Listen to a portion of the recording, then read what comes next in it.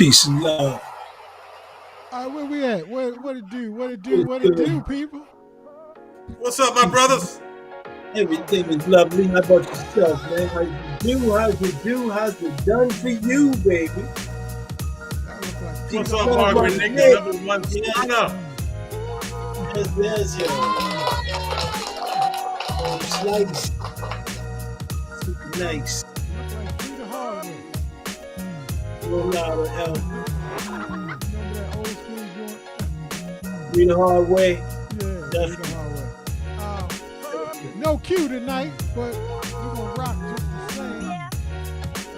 Yeah, he was in a gym or walking somewhere, wherever he is. That's what he doing. Jersey Turnpike last time I talked to him. I think New York. Q walking on water Check tonight. out the game. Yeah, he walking on water tonight. Walking Oh, on wow. water tonight. Q is, but that's all good. We needed to record that. Peace and love. Yeah. Supreme. Mr. Bree, good evening. Welcome back. Welcome. No doubt. Check in as you come in to the room, as the security guard lets you through the doors to come into the club. Just announce to the club, I'm here, y'all, man. I'm in here. I'm in the club tonight. Night Brothers Club. Yeah, the real doorman. How about that? They announce you upon your entrance. Got my We have the Lord, Kenny Adam. What's up, big brother? We have the other Lord over here. Knight of the Knights. Yes, sir. So look, we got a real interesting show tonight. A couple different segments that We all in here. Derek Bailey, D-Rock. What's up, brother? My man. Big up, big up, big up. My second son. D Bailey in the building. Bailey. D Bailey, he getting Bailey in the building. My son. He old enough getting the club. Yeah, man, he got a license. Yeah, he old enough to get in there now. Oh, he passed security. Okay, he get in. Yeah, He old enough to get in there. That's what's up. Yes, sir. That's my bonus son. Oh man, that's all good. Look, I say highly interesting information tonight, Arn. Yes.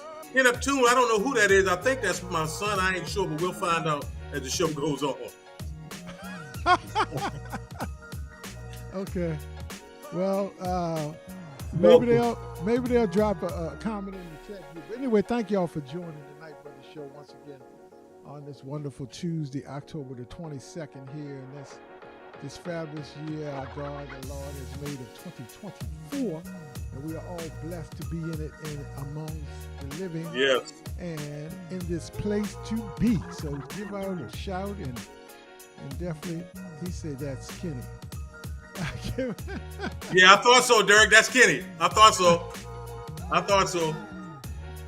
And then he also said, damn, you got some kids, boy. Anyway. Blue just that includes your ass. The Bible says, be fruitful and multiply. Yo. Well, hey, the boy listened to the Lord. Ain't that right, Mr. Wallace? Mr. Wallace, I know you know about that. It says, be fruitful and multiply. So, you follow. Yeah. I just call you being obedient, Kenny. That's all I call that. Obedience. So look, as I was saying, hot show tonight. Really some in-depth subjects. Just a feature segment, man. I learned a lot just studying the feature segment. And shout outs to Arden to bring some very thought-provoking and informative subject to the table so that we all can live and learn.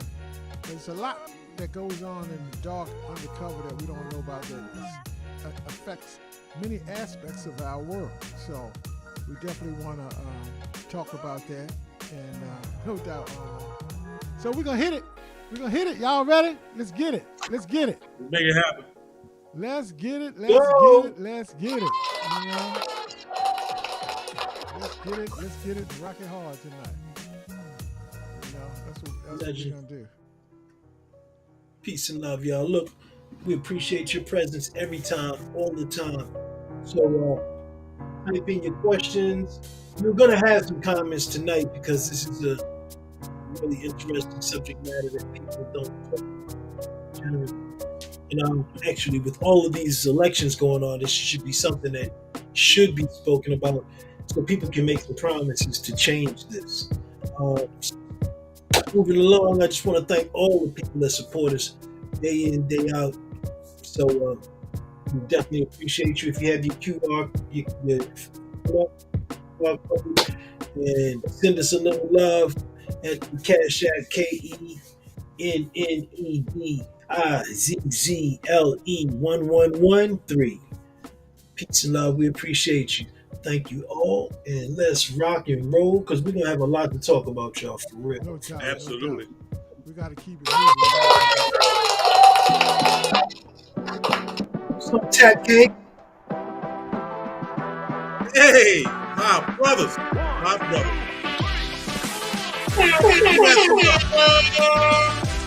Really good things on tap tonight that we're going to talk about. We're going to start off first and foremost.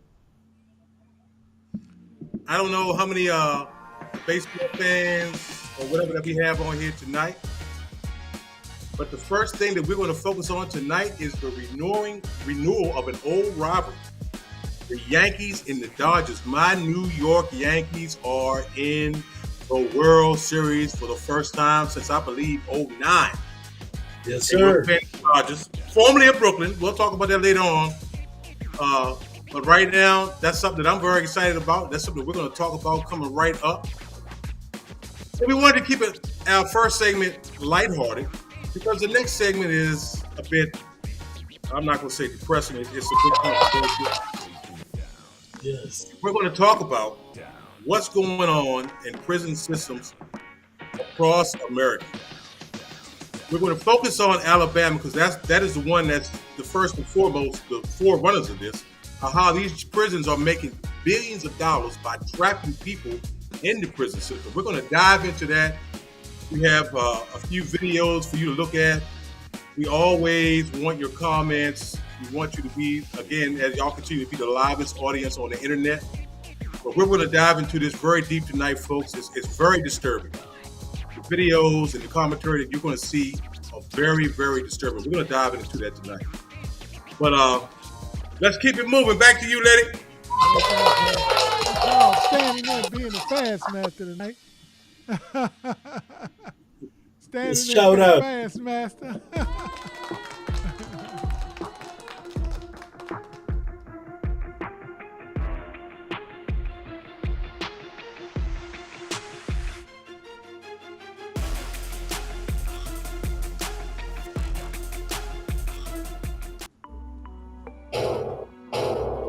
Tell them what's up, Kenny. Yes. Socially speaking, one of my favorite segments of this show, people. Tonight, we are going to talk about my New York Yankees who are on their way back to the World Series for the first time since 2009. I sat up and watched it. Yes, D-Rock. New York, baby, all day. A lot of people up here in the New York, New Jersey area were really hoping for a Subway Series, as I was too, to see the Mets and the Yankees. That's the 7-3 train, right? But it looks like it is now the Yankees and Dodgers. I was writing this commentary as I was watching the game.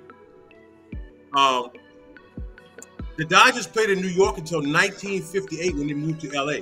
This will be the first meeting between the two in such games since 1991. This will be the 12th World Series played against each other. And yep, in the middle of me writing this is what I was writing a couple nights ago. It was over. It's official. The Yankees and the Dodgers starting Friday this week. What we're going to do now is take a quick look at a video that has a little bit of history and some current points. And we'll come back and get some of your thoughts and memories that you may have of this rivalry. Take it away, Lenny. We end tonight with the World Series rematch, 43 years in the making. The New York Yankees and Los Angeles Dodgers are set to face off in their 12th Fall Classic. CBS's Dana Jacobson and Carter Evans teamed up to set the stage for this big city showdown. Welcome to Yankee Stadium, home to one of sports' greatest franchises of all time. 27 World Series titles to date, and legends like Babe Ruth, Joe DiMaggio, Mickey Mantle, and Don Larson's perfect game against the Dodgers, who, by the way, Carter, were so mediocre in New York, they had to leave Brooklyn. Oh, come on, Dana. Who wouldn't want to leave Brooklyn for this, the sunshine and glamour of Hollywood? The Dodgers have won 25 pennants with all-time greats like Jackie Robinson, Sandy Koufax, and Duke Snider, and they won a title in 2020. The Yankees, they haven't won anything in 15 years. Please, we had to share the wealth, but our time is now, especially with the greatness that is Judge and Soto, heavy hitters and future Hall of Famers.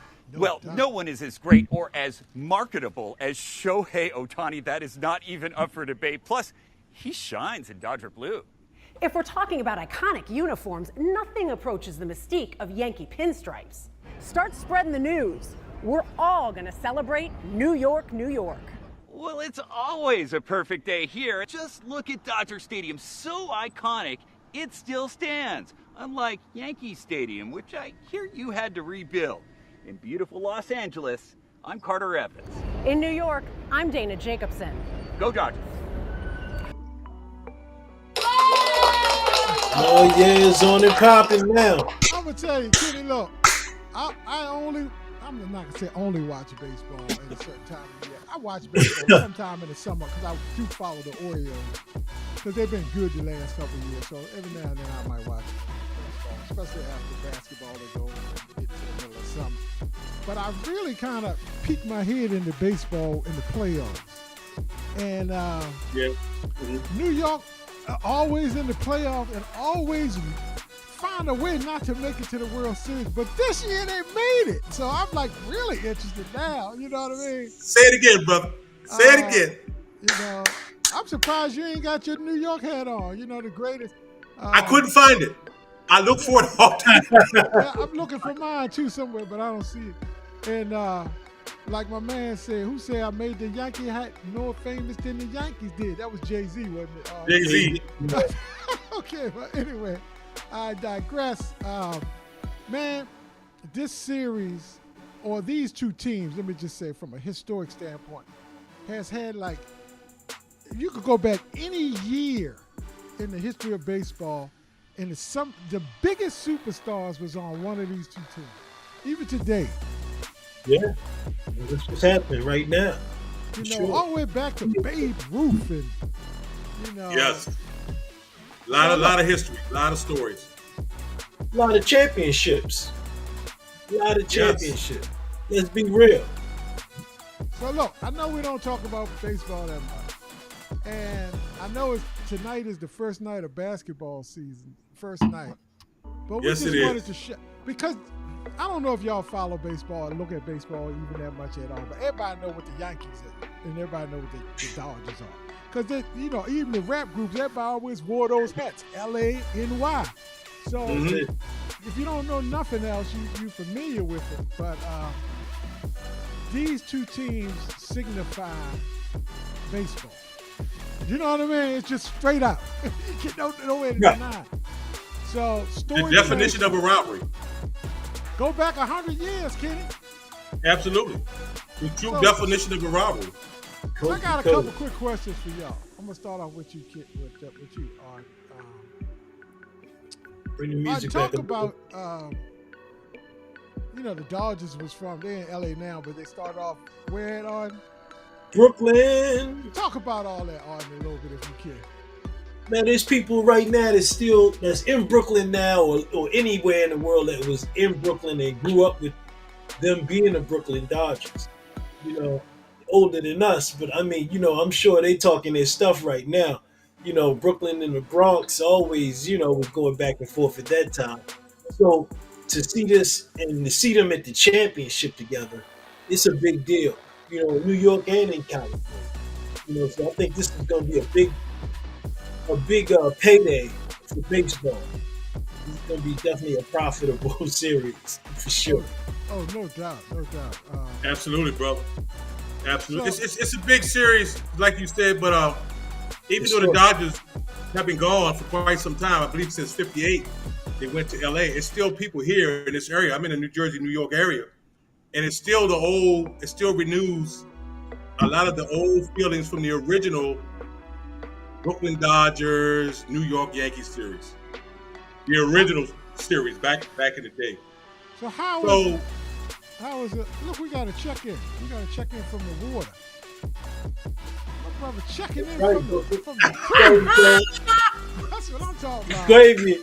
Yo. That's what I'm talking about, baby. What's up, E? Jackie Robinson was the Brooklyn Dodger, Absolutely. baby. Yeah. Brooklyn. Absolutely. We thought you had the night off, but I guess you didn't, brother.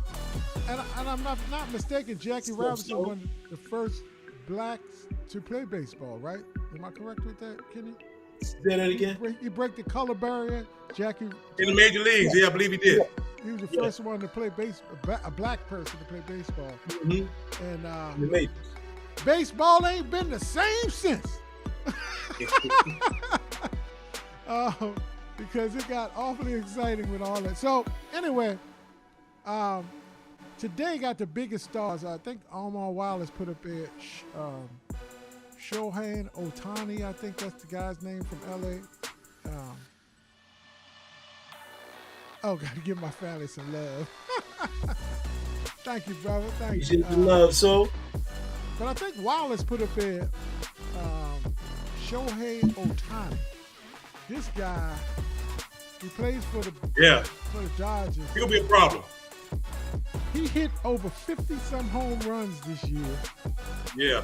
And he stole over 50-some bases. That's a rare combination of Yes, he will be a problem. Huh? Power and speed with good timing is really tough to find. Yeah. Because you think of big home run hitters are bigger people. That's what you think of. That's what you look at. But to be able to hit that many home runs and steal that many bases is in this day and age is crazy. It will be a problem. It's sick. It's sick, really, if you think about it, you know. So, but yeah, so look, audience, I don't know what you, like I said, I don't know how much you baseball fans or not, but what's your prediction? Let's go around. Let's start up in the top corner up there with Art. He's what part of New York was you? He's in Brooklyn, man. You was in Brooklyn?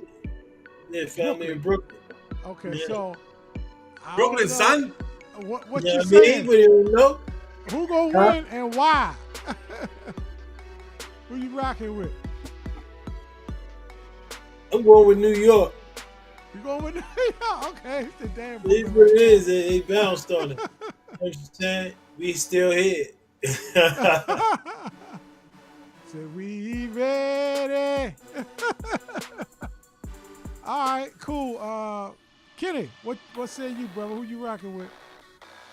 The New York Yankees have been my favorite baseball team since I was a kid, when I was still living in Maryland. So it's not that the fact that I live here and Albert from the Bronx. They've always been my favorite baseball team. I'm going to rock with the Yankees. The significant thing is, this is the first time since '56 the Dodgers were still in Brooklyn that the American League home run champion and the National League home run champion are going to face off, because not only was Shohei the National League home run champion, judges the American League home run champion. This is the first time since '56 when Mickey Mantle and Duke Snyder, and it was a Yankees-Dodgers game, that the two home run champions from both leagues are facing off. So my prediction is going to be the Yankees. It might even be 7 games, because the Dodgers and Ohtani are going to be a beast. And we got to go out there first. So I'm going to say Yankees, maybe 7.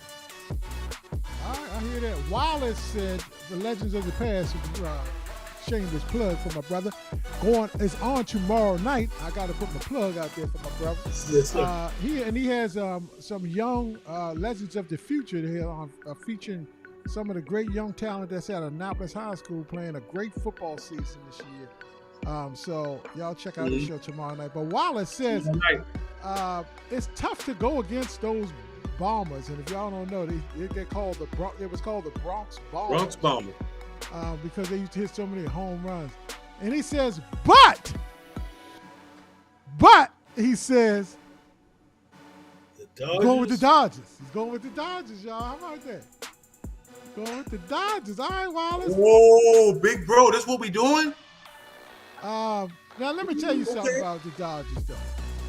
The Dodgers not only got that Shohei Ohtani guy, which he's also a pitcher too. He's a great pitcher, but he's not pitching right now because something's wrong with his arm. But he's still stealing bases and hitting 50-some home runs. But let me tell you something about the Dodgers. The Dodgers, for pitching can shut you down in baseball. If you got a good pitcher, you can shut down the other team. I don't care how good the hitters are. And they got some of the greatest 4 starting pitchers in the league right now. So it's going to be tough for the Yankees. You know, but I kind of want to see the Yankees win. I kind of want to see them win. You know what I mean? They're in the same league with the Orioles, so they're kind of our brethren from the same league. So I'm going to go for the Yankees.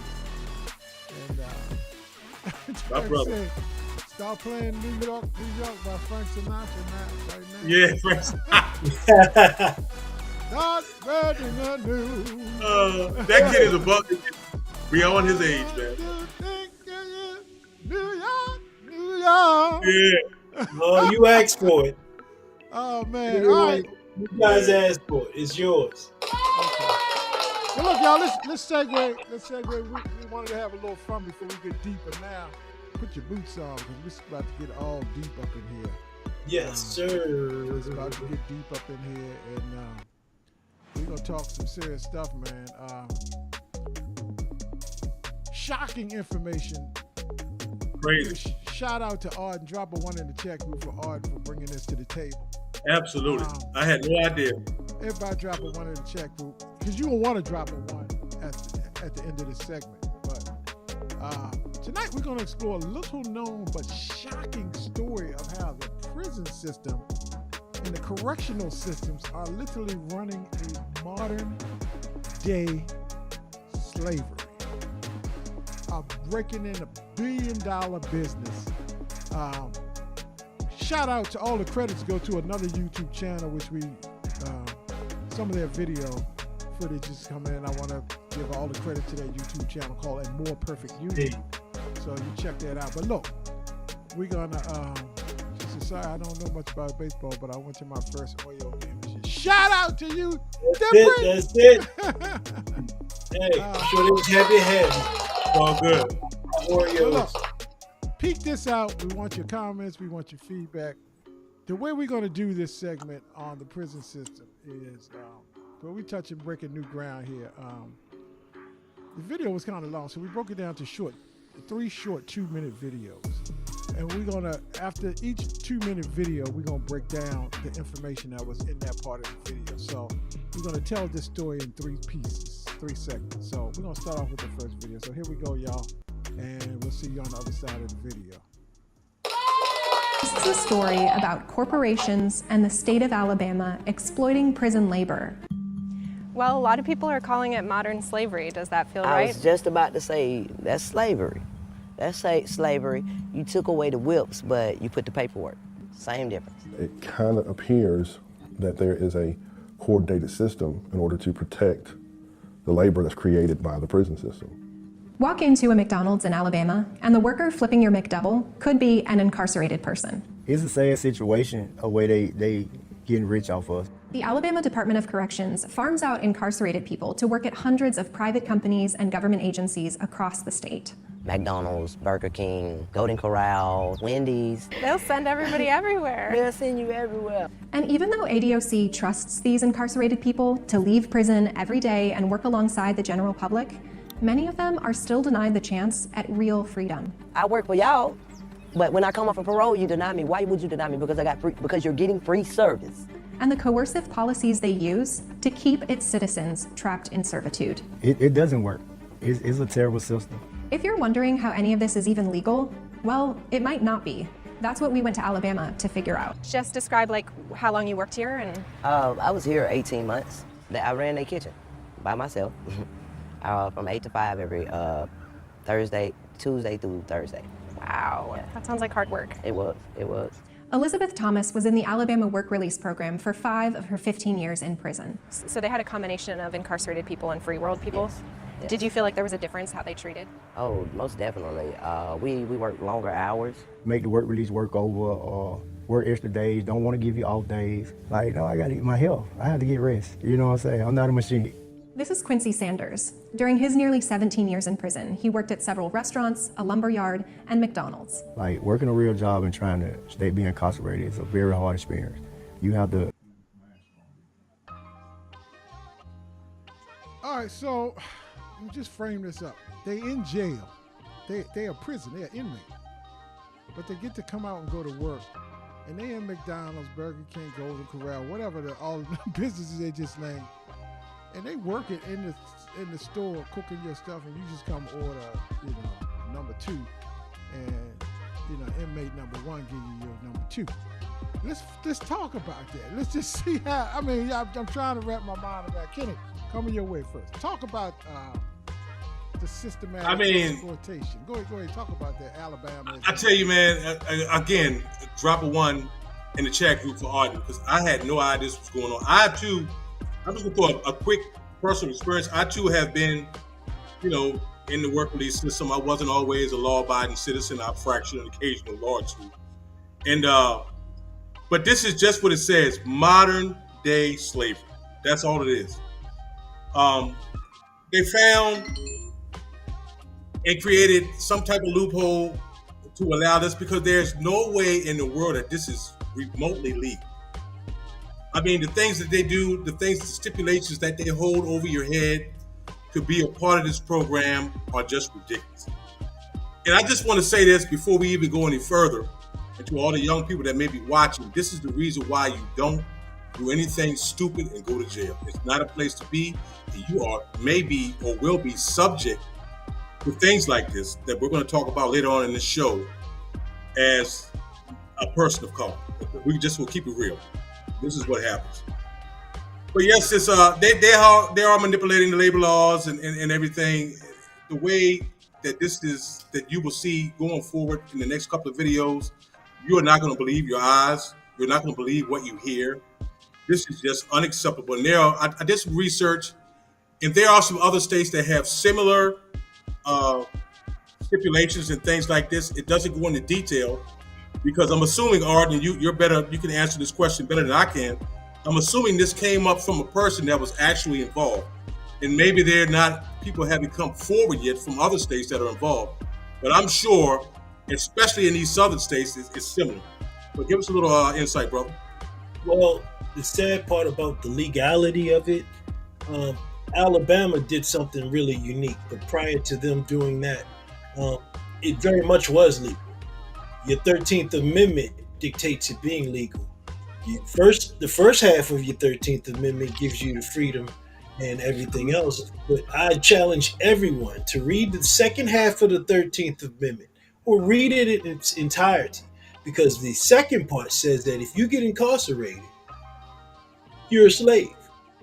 We're going to talk about that, You read it and you dictate it. You can say it's all smooth and nice and indentured this and indentured that. No, if you get incarcerated, you are a slave. We're definitely gonna break that down. So look, I want to go to the next part of the video because this story gets deeper. That's just the tip of the iceberg.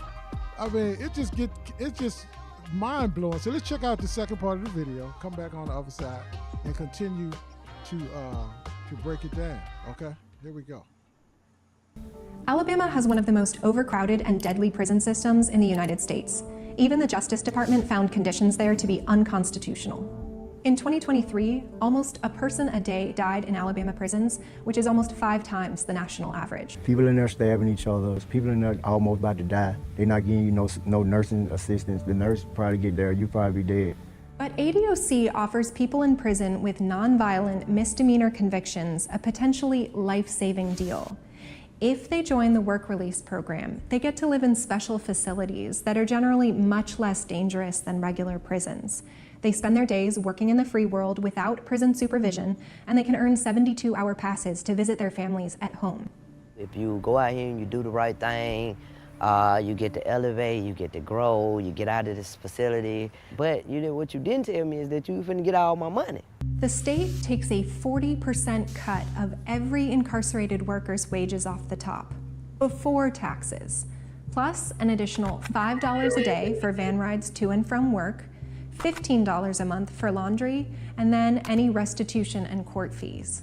If your check is $636, you might see two something out of that. Like it makes you lose motivation.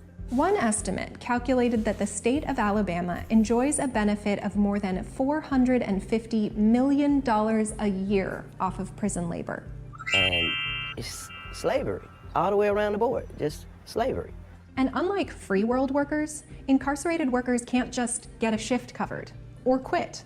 ADOC has a list of rules that all incarcerated people are expected to abide by. Rules like don't have contraband, be in your bunk at the required time, and rules like don't refuse to work. That's a rule on the books.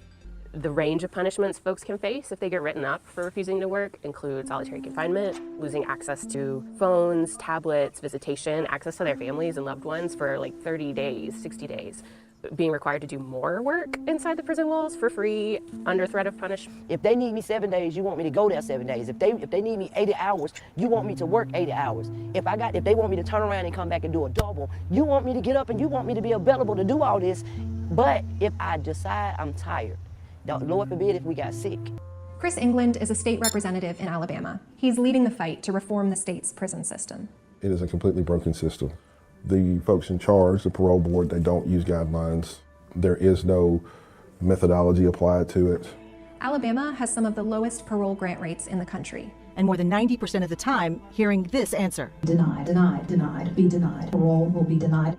If the parole board followed its own guidelines, it would grant parole in about 80% of cases. But instead, that number dropped to just 8% last year. Dang. I know that there are people at the Department of Corrections, they assess them, and then they say, you are not a threat. So much so, you can leave here and go work. And are told, we trust you to the point where you do whatever you gotta do. We'll see you Monday morning, 8 o'clock. That same person goes before the parole board and they say, you know, what you did 20 years ago is so bad we can't let you out. You're a threat to public safety, but make sure you're at work tomorrow.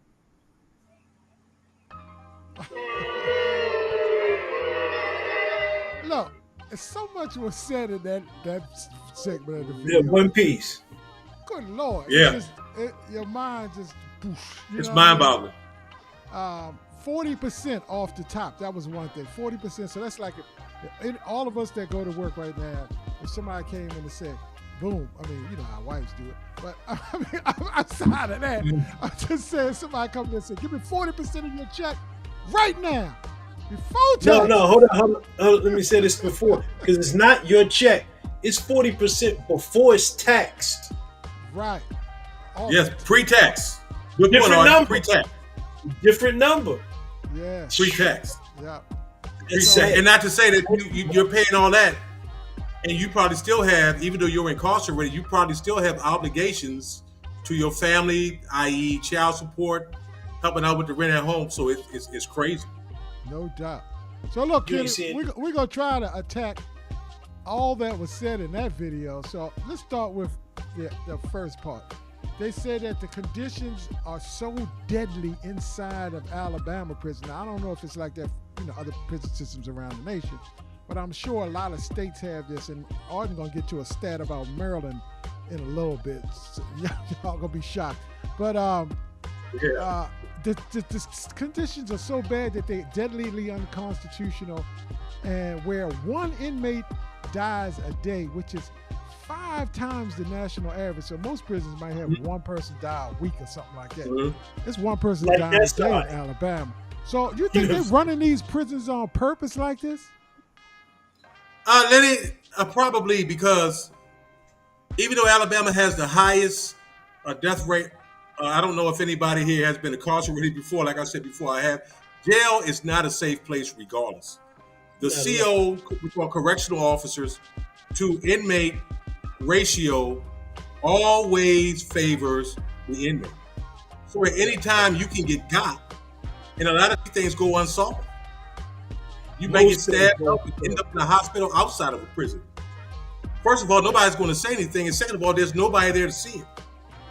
It's no way that these inmates, that these correctional officers can protect you. And that's why I'm gonna go back once again to what I said previously. This is why black people who don't want to go to jail. It's not where you want to be. It really isn't. It's the part of taking the money, the 40%. That's a bit crazy. Like I said, you probably have outside obligations, but I experienced that back in the Anne Arundel County system back in the early 90s when I was doing dumb stuff, whatever. But you had to pay $50 a week to be on work release.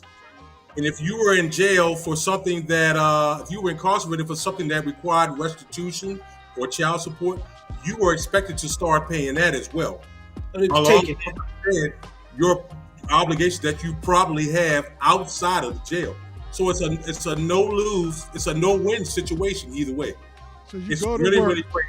The whole thing is set up. Go to work, you make some money, yeah, whatever that amount is, then you got to pay them $50 just to go to work. Yeah. So that's an oxymoron. Yeah. And then you pay your own laundry because the Anne Arundel County Detention Center had their own laundry. You get to pay your little own laundry, this, that, and the third. So it's really a smaller microcosm. Alabama has obviously blew it up, but this is where we are. Them Bama's got this thing on lock down there. That was a bad word, lock. But anyway, talk about this. Explain the work release program, because it's like a form of entrapment. That's how they manipulated like slave-like labor workforce. Talk about that and the billions that they're breaking in from all of this. Well, the first part about it was the fact that they identified people that were nonviolent criminals, right? So, first of all, why would you, as a nonviolent criminal, be in a place where people dying every day, like one a day? That's the whole setup. Because now I know that at this point in time, if you've been in holding, they telling you, yeah, bodies dropping like flies. That's where you're going. If you don't know nobody there, what you gonna do, Kenny? And when they tell you that you could go somewhere else, it's gonna be safer, but you gotta go work every day or go to work. You don't know nobody in that prison. What you gonna do, Kenny? Going to work. You going to work? It's not a hard concept to feel like you saying that they have a choice. Ain't no choice. You want to throw me in there where I'm gonna either have to be what I'm gonna have to be to survive, or I can go to work and live in a safer area. First of all, that's manipulation there. I don't give you an answer, because how in the hell do you die in somebody else's care and you can't sue that person for not keeping me safe if you force me to be there in an unsafe area? So that's a whole setup to itself off the break. But then when you start talking about, I'm gonna put you in a place to work and work for whomever, if that person says whatever, they know I'm in a position where they had complete power over top me. If they say, well, Kenny don't want to work, now Kenny can't see his family, can't call him up, might go to solitary confinement. When you come back, what you gonna do, Kenny? You gonna do whatever you gotta do to stay. Whatever I do to get back out. Now, what happens if it's a female that's working there and it's a man that has, it can go really, really bad in reference to somebody taking advantage of the power they have over somebody when it's only their work and the other person has none. I don't want to keep on going, but it's just but you touched on that question that's in the box for Kenny, that like it's almost you in a forced situation where you don't have many options. Can you expand upon what Arden was just saying, Kenny? Yes, I am. And that was a great segue, Aubrey. You set me up perfectly, talking about how safe it is. It's safer being in a work release environment. Yes, it is, because these people, even though you have to go through some BS, you're going to go through that BS because you're going to get out. You are earning a little money. And through my experiences, yes, you can have time away to see your family, see your girlfriend. I'm going to give you an example, a personal example of my experiences, touching on what Arden said. This was in about mid-90s. I was incarcerated. I was at the Anne Arundel County Detention Center work release program. I can't remember what I did. I had been in there about 2 months already. This guy comes through the work release program, okay? He was charged with sexual assault. And I'm going to say this is a PG show, but I'm going to say this as graphically as I can to get my point across. He put his penis in little girls and boys' mouths and behinds and all that. He was some kind of coach or counselor or something like that, okay? When you're incarcerated, you know a high-profile case is coming through. He came through the work release portion. Ding, ding, ding, ding, ding, red flag. What are you doing on work release? Just like Arden said, it's the safest place to be. He was put in a position where the guards could watch him at all times. He took a shower in the back or somewhere else, but the guards didn't take a shower, but all of us, none of that. This went on for about a month, a little over a month. I come back in one night, from work, checking in, and you can always tell when somebody's been released because their bed is made different. And I asked my boy, I said, "Man, what happened to dude?" He said, "Oh, he went home. His lawyer got him out. They got him on, some kind of monitoring back then because it was in jail. And he was in work release. But he also was in there, and he was work release people. We are all paying money. He wasn't paying no money. He was just there for safety until they went through the paperwork, the red tape, and he went home. So that goes back to Arden's point. It's a safe place. And we're going to take some of the BS that are given us. And if you don't go to work, like you said, you get things that you put in solitary confinement. That's solitary confinement is 23-1. 23 hours in your cell. You have 1 hour to get out. If you want to exercise, you exercise, take a shower, and make a phone call. You got to do all these things in 1 hour. Yeah. Wow. That's it. That's solitary confinement, but it's called 23-1.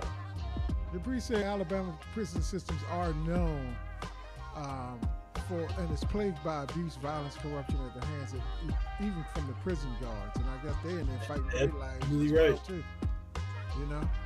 So, next question. Look, I'm throwing this out. Talk about, because the last thing they talked about in that video was the denial. So, and the brother that sat down at the end of their last video said they trust you so much as an inmate to let you go out to go to work. They said, just go ahead and go do your thing. We see you on Monday morning at 8 o'clock. Said, just do what you need to do, just as long as you're back in time to go to work.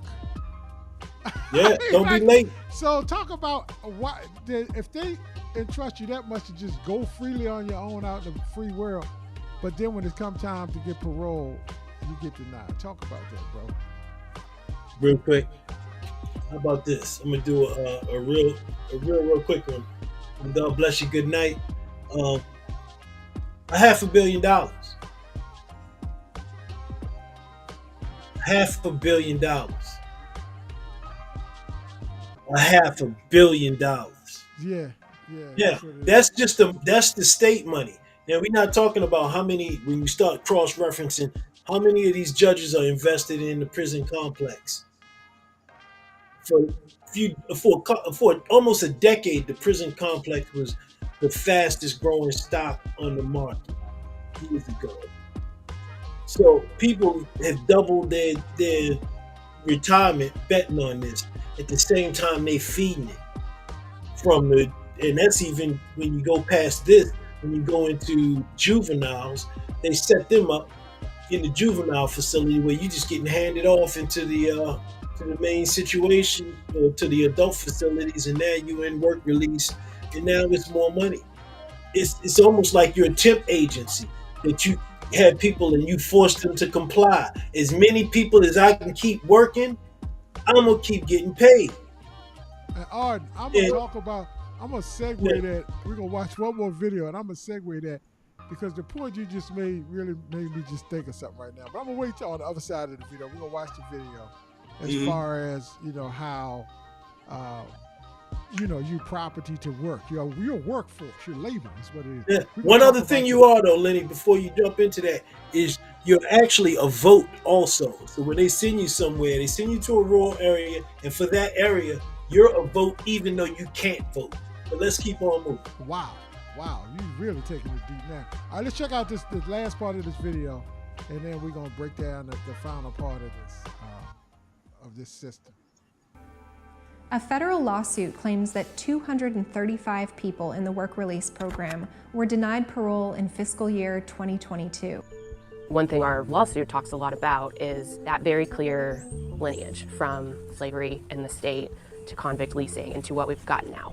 And the punishment by the Department of Corrections is what our clients are challenging, because that's what amounts to involuntary servitude and slavery by the state. After the Civil War, the 13th Amendment abolished slavery with a key caveat. Forced labor was still allowed for people convicted of a crime. And the states adopted a copycat of this federal amendment. But here's the thing. In 2022, Alabamians made a historic vote to remove this exception. The state has a new constitution. Voters overwhelmingly agreed to make our state constitution free of racist laws and language. However, right after the voters of the state changed the state constitution, the governor and the Department of Corrections really doubled down on the punishment for refusing to work. Governor Kay Ivey's executive order made encouraging or causing a work stoppage a high-level violation, on the same level as possession of a weapon, drug possession, and bribery. The order also cracked down on correctional incentive time, better known as good time. In some prison systems, good behavior is rewarded with what's known as good time. People can earn sentence reductions and get released from prison early. And the state legislature even changed its good time law to increase that form of punishment for folks who refuse to work. And so many people want to work, but they want to be paid fairly. They want to be paid a free world wage for the labor they're doing. They want to be working in safe conditions. They want to be treated fairly. One of the unique things about this state, and really the country, is that things just never end, they evolve. If your prison system is full, it's primarily full of black folks, black men, and you have a racial disparity in who gets released and who doesn't. Can you imagine the optics of what that labor force looks like? Black people account for just over a quarter of Alabama's total population, but more than 50% of the prison population. An AL.com investigation found that black men were 25% less likely to get parole than white men. So, what is the point of prison? Is it the creation of a cheap, controllable, and confined labor source? Or is it rehabilitation? I wish they'll strip that name off of that Alabama Department of Correction. I wish they'll take correction out of that and just say Alabama Department, because ain't no correction. Ain't no correction, ain't no structure, ain't no discipline. You discipline me to do what you want me to do, not the law. Not to come back in society and be able to live off of what you taught me. That's not what's going on. If I lived off what DOC taught me, I'd still be a criminal. Because they want that paycheck. They want me to come back in tomorrow. They want me to. Because they money keep flowing. It's no correction. So true. Deep, man. Deep. And I mean the passion in her voice and everything. Some strong comments. It's muddy. Kenny, it's not a privilege to work when you have to go to jail, prison. I want to respond to that, Lenny. Go right ahead, brother. That's I want to respond to that, brother. It's muddy. Yes, it is. I don't know if you've ever been incarcerated before or heard some stories of people call it is a privilege to work. Even if you're working inside the jail, inside the prison, there are certain perks that you get. We don't attribute these perks to being on the outside. We attribute these perks to being on the inside. Give me an example. If you're working in the kitchen, you eat anything you want. If you want to talk about this work release thing, like I said, which I've been involved in, it is a privilege because you get to go home after work. There's always a way. I don't know how it is in Alabama, but there's always a way you can sneak off for a few hours. You get to go home and see your family, your loved ones, your girl, or whatever. So yes, it is a privilege, as opposed to just sitting in jail in a cell. If you can go out and work, you are making a living, you are getting taxed. But hey, just like I said, this is the reason why black people, we don't need to go to jail. We won't be having this discussion. But yes, there is a privilege to it. Go ahead, Lenny. Let me ask you a question, Kenny. Yeah. What would it be like if somebody had the person that they were working for was maybe not as just or maybe not as good as the person you were working for? If they were in a bad situation, it sounds like you get in, you can't stop. You know, they're talking about if I just said I don't want to work, I mean, even the governor said denial of work. You know what I mean? So it's almost like if you say yes one time, you in forever. It's no getting out. You didn't join the game. No doubt. No doubt. I'm just saying. You took the mark of the beast up in that joint. Yeah, right? it is, and you in, and you ain't never out until you out. You know what I'm saying? It just that's true. I can see what he's goes saying. It could be like, out of the fire, out of the frying pan into the fire, depending on the situation. Yep. Especially when you're talking about females. I've heard some extreme cases. We did a project back in the day when me and Lenny used to run a recording studio. We did a project with, I don't know, what was it, about 7 lifers with that we did that poetry project with. Yeah. And it's one guy was down, well, a couple of them were down in Texas, and they said they had women from the female jail doing work release at a strip joint. Now, is that a slippery slope or not? No doubt. Hey, look, before I forget, I wanted to ask you this. This is when you was talking on the last segment. It made me think of this because you were saying, you were drawing a correlation of that, this inmate labor is like, almost essentially free money or extremely discounted rate for these companies that's using this labor. Right, so, and tax. Right, and taxes. So I want to draw this correlation because to get this labor, it's cheaper labor for everybody. Everybody winning except the inmate, right? Mm-hmm. So let's flip it now. Let's flip it and think about this. Do you make it that much harder on the outside for the free citizens not to get a doggone job? Follow me now. Follow what I'm saying. You also follow my train of thought now. I'm gonna make it hard as hell for you to get a job because I got these people. I got this labor over here. Yeah. I don't really want your ass. Am I connected? The dots connected now, y'all? So when you start talking about, I'm gonna skip the election, I ain't gonna vote. No, this the shiznick you are being complicit to when you don't vote. I'm just connecting some dots. Go ahead, you can respond, brother. Go ahead. No, but I'm gonna tell you one thing, just to kind of throw a little salt on the wound, is everybody's running around talking about, it's because these people running across the borders taking the jobs. All these people coming in taking the jobs. Yo, no, the people they forcing to take a job and taking the job, and they ain't even getting paid for it.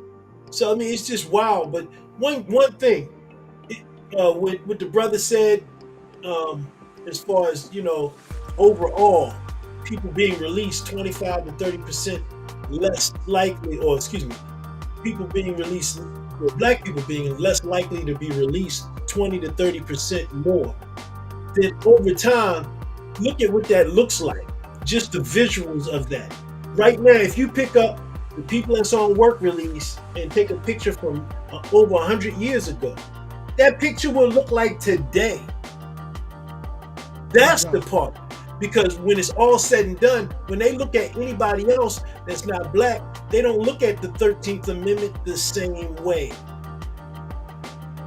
Because they not under the 13th Amendment. You under the 13th Amendment. So now when you go to jail, you in slavery. Exactly. Does that mean, you understand what I'm saying? It's a little different. And they said we tying it back into voting, though. I just wrap it all up. Tying it back into voting is the subject matter people need to be talking about.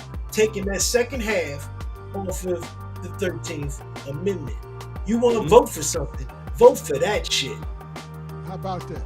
Now, Art, this woman, Kay Ivey, that was the governor, the white lady with the... Yeah, that's illegal what she did. The people voted. People voted, and to keep this loophole as a law out of Alabama, and she just overruled the stuff by what do you call it, executive order? Executive order. That's why you got to be, because the executive order, the president got executive order, the governor got executive order. That's why it's important who's in charge, man. Yeah, it's important who's in charge. Because you can vote and they can say, no, executive order. And you can vote the next person in to try to prosecute the House for that BS executive order, because you can still be held accountable for your executive order. So knowing, what's legal and what's not, and what's lawful and what's not, is very important. Look, last question, and I'm gonna shut this show down tonight. These are some stats. These are the startling stats. Blacks, and this is Alabama. These in Bamas, you know what I mean? Them Bamas, them Bamas down there. Them Bamas down there, y'all. The blacks make up 25% of the Alabama population, but hold 50. But as a race, they are 53% of the inmate population. And they say that those mostly black men now, black men, listen to me. Tell your husband, tell your nephews, tell your brothers, like Kenny said, it's not a place you want to be. Tell your uncles, your aunts, your nephews, or whoever, father, anybody, you know what I mean? Young sons, before they get to bed, start going to bed, because this is what they're doing to the black men.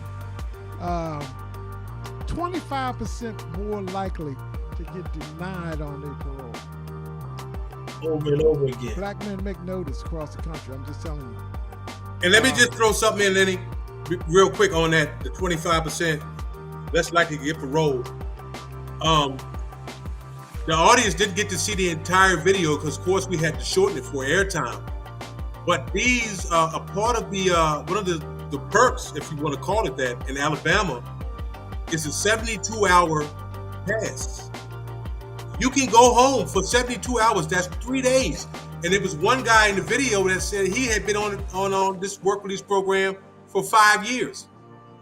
I can go home for 3 days here, 3 days there, no problems, no drugs, no alcohol. But when it comes up for parole, the crime I committed denied me parole. So I'm going to stay here making you money, keep getting these 72-hour passes. That's just like holding a apple to a starving person. It's modernized slavery, legalized slavery. And I think that's what It's Muddy was talking about. He asked the question he did say, and he said, "Oh, that's my question. I went back to family." He said, "They want to get paid the same as a person that didn't commit a crime. How does that even work?" That's just how it is, brother. There are people now in Jessup. I'm in New Jersey now, but there are people in Jessup that work in the kitchens and in different parts of the jail. They get paid $2-3 a day. Back in the day, it was 85 cents, $1. Yeah, that's just how it is. And again, I'm gonna say it for the third time tonight. This is why black men, we don't want to go to jail, so we don't have the conversation. Yeah, and it's entrapment because once you get there and they find out, oh, don't get up in that piece and be good at something, like be a real good cook. Your ass might not never get out because you're too good. Yeah. Because you're in the workforce now. You're the labor force. You are the workforce for them. Everybody's getting they're the pimp, and you know what you is. You getting pimped. Just put it that way to be nice with the words. But the funny part about it though is even if you don't do anything, the fact of who you are and what you are being relocated, like something happens in Washington, D.C. D.C. is not a state. So actually you go straight to federal time. They ship you out away from your family to Midwest, to the country Midwestern area or wherever else, maybe Southern, but it's out in the boonies. So your family's not going to come see you. You know what I'm saying? So you are completely detached away from everything. And not let you out, not get you. There's no connection. So it's just let me finish it off like this, Lenny. And both of you know this. The biggest controllable expense in any business is what? Payroll. Labor. If I get half of what I'm supposed to be paying you, that's 2 for 1. Why wouldn't I do it? But what I'm saying is those people get out there, those people still counting the census. So when your area or your city or your municipality gets funded, it gets funded for those few thousand or those several thousand, those tens of thousands of people that they have housed in that incarceration camp or whatever you want to call it. That prison, that community gets that power of those votes, even though they don't vote and can't vote. That is, those jobs go to those particular communities. And didn't happen by happenstance that most of those communities are in red states. You circle back to the money, it'll kind of tell you what it is. And certain things are even beyond money, because you don't treat people like that unless there's something else going on there. So it's just a really, really interesting time that people need to look at who you voting for, what you voting that's for. correct. It's money. That is a very, very correct statement. You lost that right when you commit a crime. That's why, again, for the fourth time tonight, black men must try to stay out of the system. No doubt. But somebody's losing a little bit more when they do a crime than other people, and that's realistically, what's going on. The prove your innocence is a real thing. I grew up in a time where people used to say, yeah, it used to be a lot of police abuse in the black community, and people would always say, no, it couldn't be happening like that. You couldn't have really just been innocent, but now you have video cameras and you got phones everywhere and everything else, and now you see it all the time. It's like, oh, for real, it was really happening? That really happened? Yeah, that really happened. No doubt. Well, look, y'all. We know that, look, we had the privilege to share this time together with you to watch this important information. I mean, just another nugget. Thank you, Art, for finding the research, bringing this story to light, and sharing it with us so that we can share it with the world. And thank you to the channel More Perfect Union for broadcasting that. Shout outs to them on YouTube. All credits and rights to them. Thanks for us being able to tell our version of what we observed from the video. But share this video. If you haven't shared any Knight Brothers videos ever to your page, share this one. Because Kenny gonna say the last word again, because we really talking to, when the black man is removed from the family, the family starts to deteriorate, and it's really a breakdown, and it's an intentional breakdown of the black family to continue the legacy when they take the head of the household away, or the man away, the seed that can continue to help grow the family and multiply and be what? What the Bible says? Multiply and be what? Be fruitful. Okay, so share this video, because I just want you to know how this can, it's been systematically tearing families apart.